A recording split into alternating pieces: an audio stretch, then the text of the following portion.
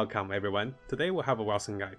I had questions on my warrior and what particular gear choices I'm having, and also why is my damage so high, and this will be helpful for the future updates as well, even after the shield knot is going to be fixed with Bane of Tyranny getting fixed. So let's go through things. After I get to about level 65, I'm now facing about level 80, level 90, level 100 units. With that, one thing in mind is cooldown reduction is good for me, but I don't desperately need that. What I need is I need resistance, I need HP, and I also need enough damage. So the three factors is how much base HP do I have, and how much damage can I do against enemies. My damage is decent because I crit very often at 59%, and also pretty decent multipliers of critical damage. And followed by that, my HP is high enough because simply of the maximum HP. So this chest armor is perfect to show you guys that.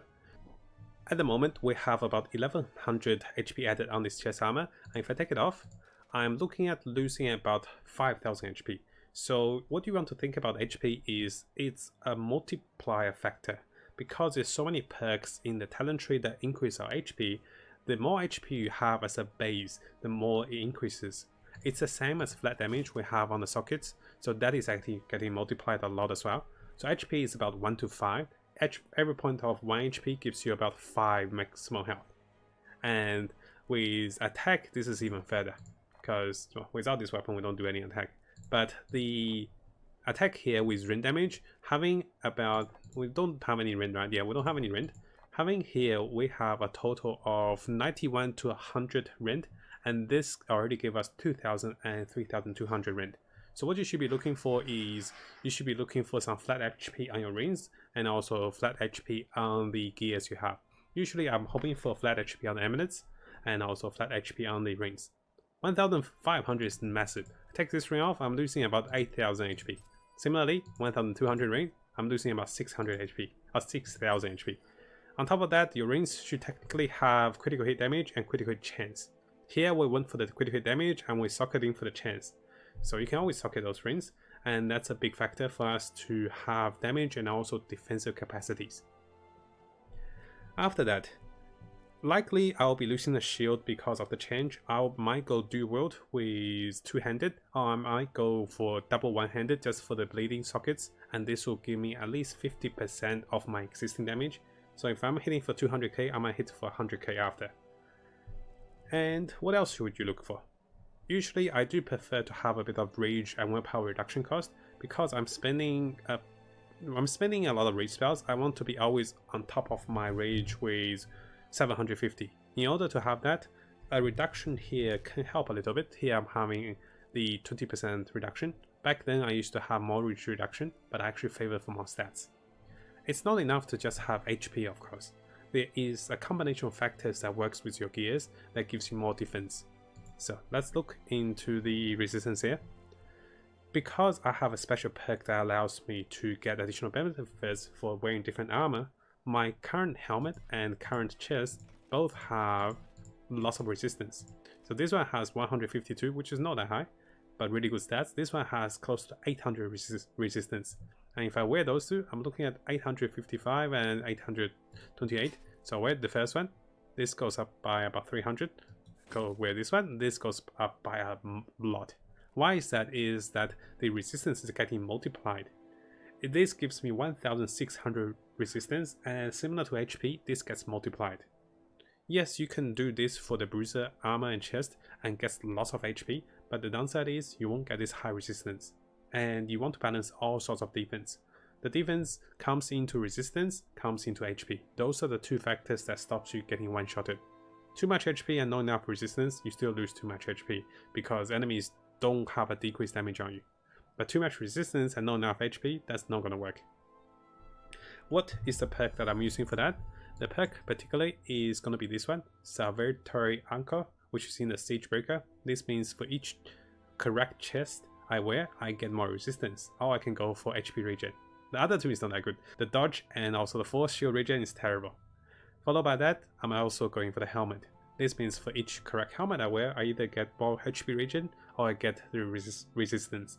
I'm always going for resistance because it's harder to get resistance on gears, and here I'm only getting 14, here I'm getting 24. Those are very pitiful. this is the biggest source of resistance and defense for me. And on top of that, because my gear has lots of resistance, I'm rolling for my sockets into the maximum health. I know each point gives me 1 to 5, and here each piece of gear is giving me lots of health. Sometimes you can't help it with shield and other things to roll, because shield in particular will roll into support and also the defensive sockets, and it's harder to roll for 3 sockets that you wanted, so I just took anything. And I know I have lots of resistance, so having 12% more will help me multiply that. With the boots, it's actually pretty interesting, because this boots has lots of good stats in terms of offense with attack speed, and also lots of HP. This boots is a contributing factor to 10,000, 1/6 of my HP, just with these boots. And it's only adding, what, 1,700 health, so something of a small factor can make a lot of difference here. Now, in terms of damage, I'm sure you have seen some of my perks. What I do is I'll quickly update you guys on the perks of choice. I am planning to get into the perk with the standing still and does more damage with the disallowing vessel, and also I plan to get the secure berry, not because of the regen, but because of more resistance. This makes us tankier. Overall, the perk or the skill tree, I think I had a question to get a summary, and the question is, how do you level this one? So what I leveled is, I'll actually start leveling with increased damage and I also get a critical chance. After that, I'll actually get more of the damage and I keep going.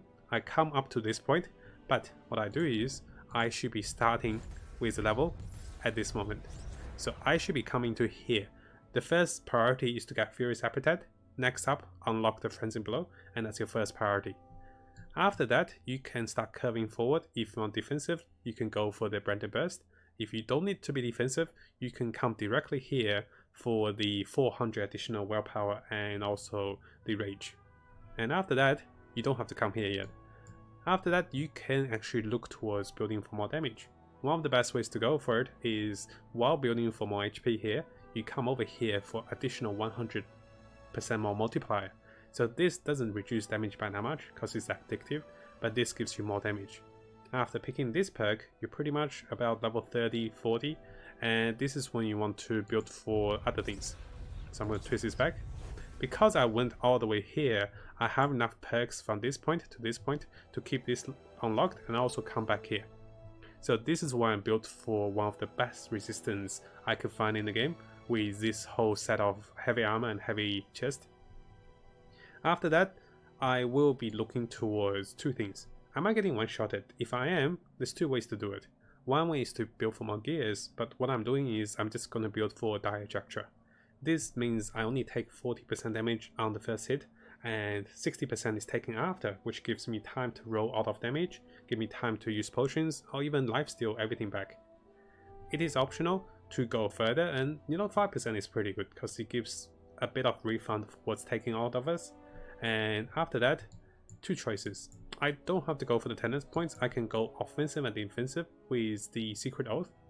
By blocking enemies, which I do block more often with the shield, when I don't have the shield, I'll go for this point for the Kinless Aegis, which allows me to block with anything and also provides 20% block efficiency. It's getting a free shield or any class, really recommend it, because if your block rate is over 50% and you just reduce all damage taken by at least 20% with the efficiency. And this with the Bleeding Edge also gives me lots of source of damage, because when enemy is debuffed by elements, I actually do lots of more damage. So this is a Bleeding Edge and this is a perk. It increase multiplies and it's very powerful if you've seen the other guides on this. Finally, I will be planning to not go into the Bane of Tyranny, of course. I'll probably go strict towards the Disallowing Vessel just for more durability.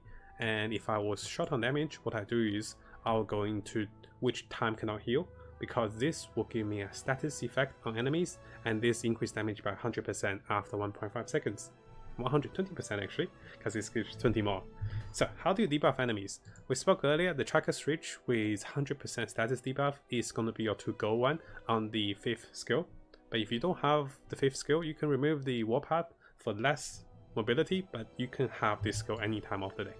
So it's really fun, my build, and I'm sure you've seen my perks and everything in other videos, so I won't show much of here, but I just want to show you how good Warpath can be at times.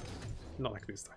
Let me try it again. So I'm trying to charge all the way to that side as a small bonus. Let me see if I can do it again. So ready, steady, go. Basically I call this a taxi, and I'm a pretty good driver when I drive straight. Bang. So if you run in maps and you just pop the potion in 5 seconds, you can do it again because you know the map is going to be straight, and this saves you quite a bit of time. It also makes you feel really good. If you drive, you're curving your mouse, you're turning, so you're actually curving and turning. Oh, I ran into the wall. So yeah, it's a fun one. So hopefully you guys enjoyed these short tips on why do I do more damage and why do I hit pretty hard. I'll also be looking for flat damage, which are material damage on my rings, which I wasn't able to find because it's hard to get all the things you wanted. I'm prioritized on HP, then for damage and critical chances. So thank you for watching this short guide, guys. So many guys. Thank you for watching this short guide, guys, and hopefully you found something new, and maybe this will be helpful for you in your progress into the end game. You can tell that I'm not leveling too fast because I'm spending more time making fun builds first, testing things, and just, you know, having the fun with the game as well, just going at my own pace.